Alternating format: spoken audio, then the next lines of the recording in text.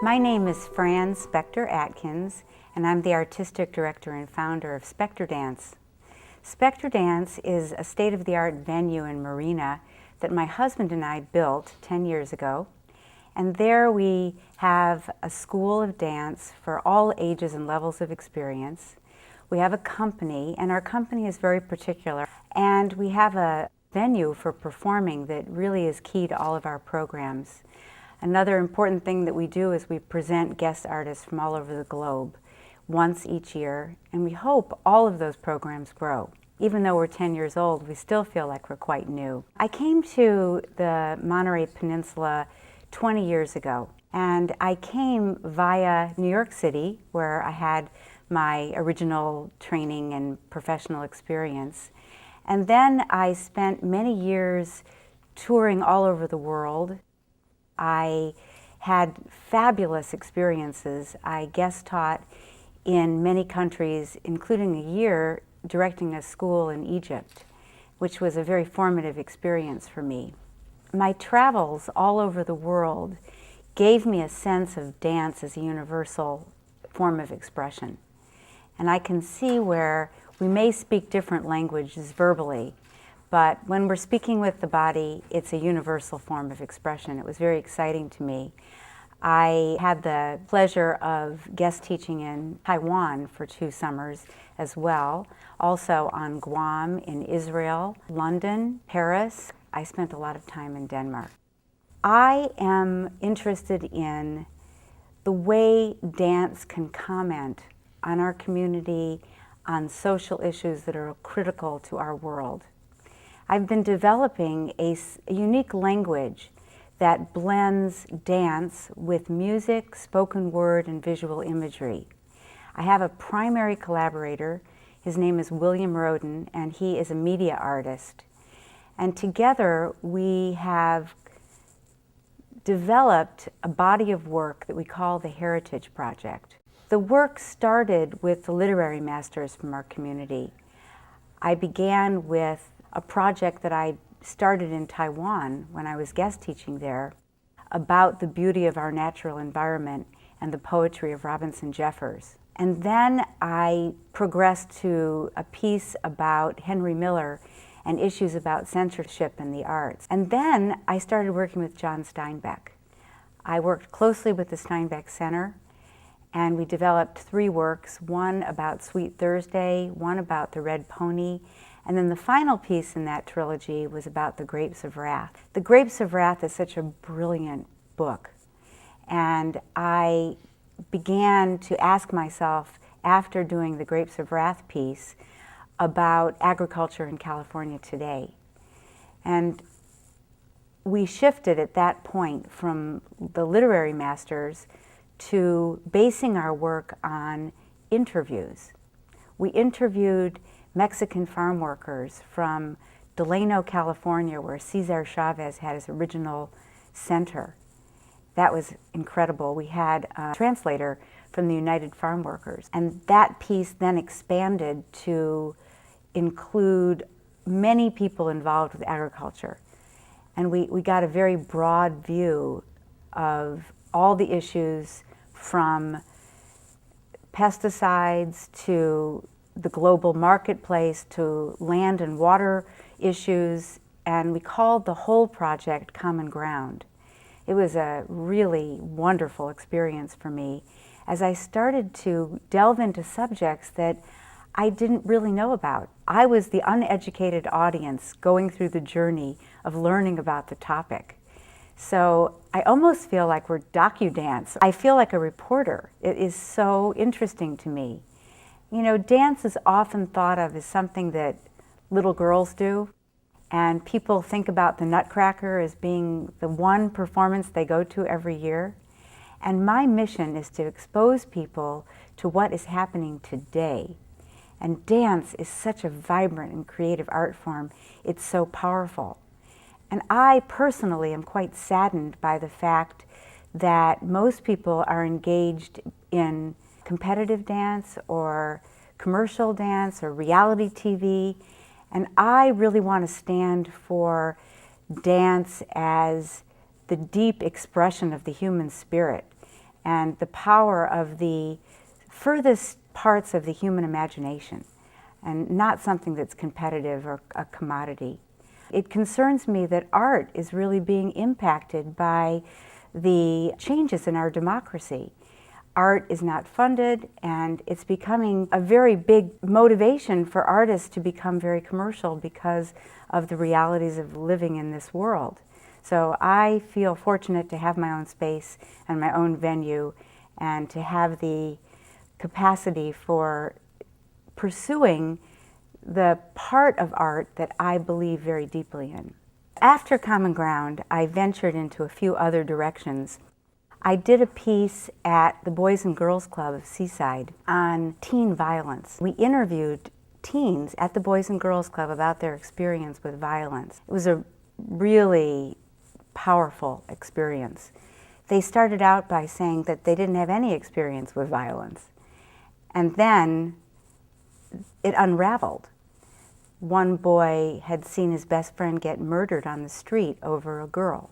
One young man had gone to the mall with his uncle, who was jumped by some people and they broke his neck.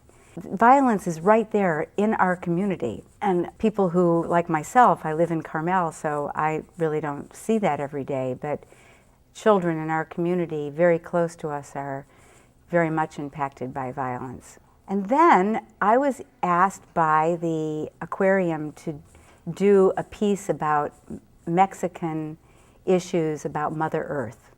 And I started to research, and I came up with corn. It was actually about Mother Earth, but it took me to Ecuador, and I went to a city called Otavalo, which is the center of the history, the culture of maize. And we found a really marvelous Ecuadorian man who shared with us a lot of the indigenous practices and took us to his mother's home, where the women and the neighbors were shucking the corn and then separating the kernels to feed the animals. They prepare soup. They have some that they use for medicine. There's all the different purposes.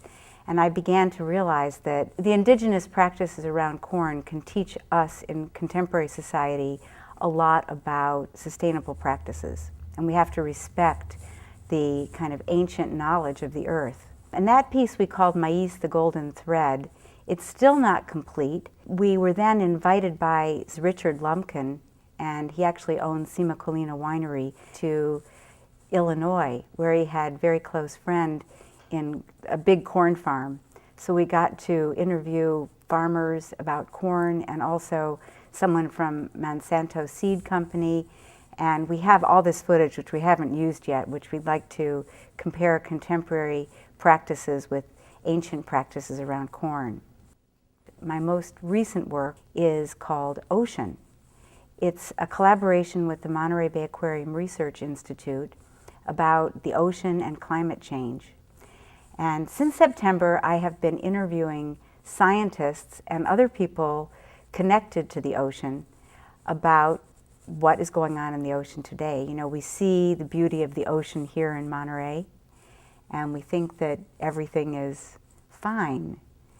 We only know peripherally that the ocean is changing and the ocean is impacting climate change. But again, I become someone who really is a beginner on all this information, and I'm starting to educate myself, and hopefully through that process of educating myself, I can educate audiences as well. We are developing curriculum based on California educational standards. We've received a grant from the National Endowment for the Arts, which is very, very difficult in today's funding climate. I'm very proud of that. We're presenting this at Sunset Center in November through their Classroom Connections program. We did a showing of a work in progress in June, and I was very thrilled with how it's emerging. It's the first time I've ever had everyone in the audience, both nights, standing ovations, and we're not even, I would say we're about 60% through the work. The dancers are beautiful, and I'm seeing that this is a 3 to 5 year project that we hope we can go to many, many schools through the county. We want to make sure that people have cutting-edge scientific information in a way that's also about the heart.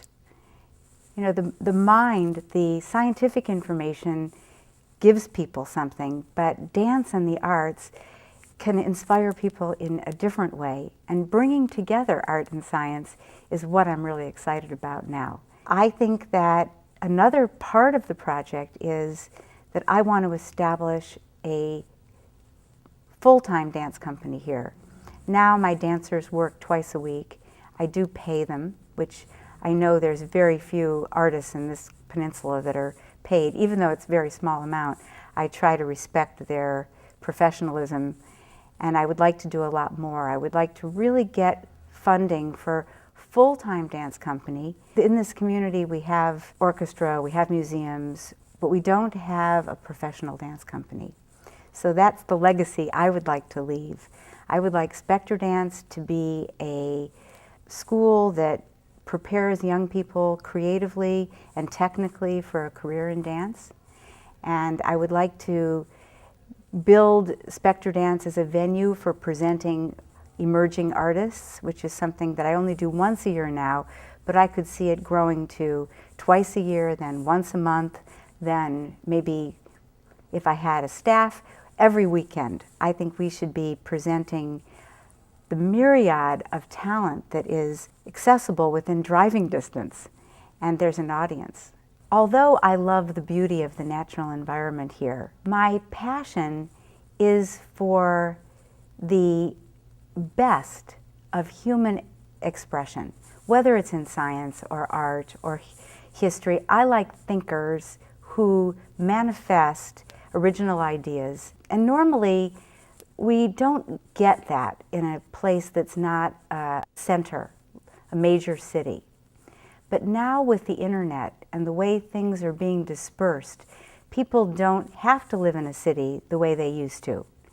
And Monterey is full of little jewels and pockets of really marvelous and interesting things. I look to places like the Aspen Institute or Jacob's Pillow or the American Dance Festival, and all of these wonderful centers of dynamic thinking and cutting-edge talent. The best of the world comes to these places to exchange.